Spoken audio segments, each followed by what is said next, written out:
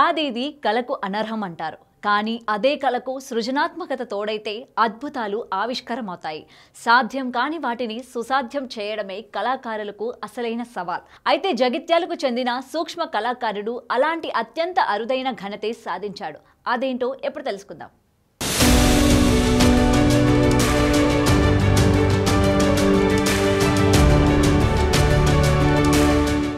జగిత్యాల జిల్లాకు చెందిన ప్రముఖ సూక్ష్మ కళాకారుడు గిన్నిస్ రికార్డ్ గ్రహీత డాక్టర్ గుర్రం దయాకర్ తన కళా ప్రవీణంతో తనకంటూ ప్రత్యేకమైన గుర్తింపు పొందాడు.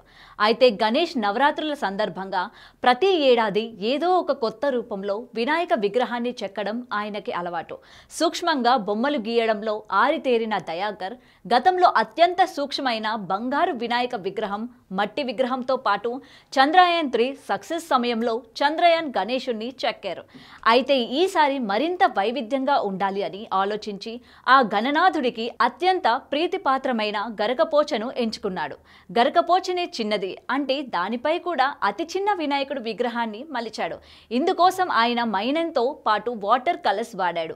10 గంటల పాటు కష్టపడి అద్భుతమైన వినాయక విగ్రహాన్ని ఆవిష్కరించాడు. గణపయ్య కరుణా కటాక్షాల వల్లే తాను ఈ విధంగా మలచగలిగానని ఆనందంతో చెబుతున్నాడు. ఏది ఏమైనా చూపరులను ఎంతగానో ఆకట్టుకుంటుంది అనడంలో ఎలాంటి సందేహం లేదు. నమస్కారం అండి, నా పేరు డాక్టర్ గుర్రం దయాకర్. నేను జగిత్యాల వాసిని.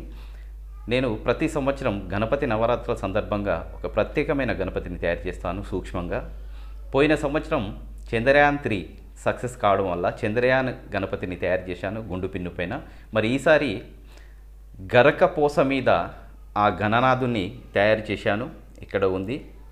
మరి గరక గణనాథునికి ఎంతో ఇష్టమైంది కాబట్టి ఆ గరకపోస మీద గణనాథుని తయారు చేస్తే ఎలా ఉంటుందనే ఆలోచన వచ్చి నేను తయారు చేశాను. మరి దీన్ని తయారు చేయటకు నాకు దాదాపు 10 గంటల సమయం పట్టింది. అలాగే దీని లోపల నేను కొన్ని కలర్సు అలాగే మైనము వాడాను. మరి ఈ సందర్భంగా ప్రతి ఒక్క భక్తునికి గణపతి నవరాత్రుల శుభాకాంక్షలు.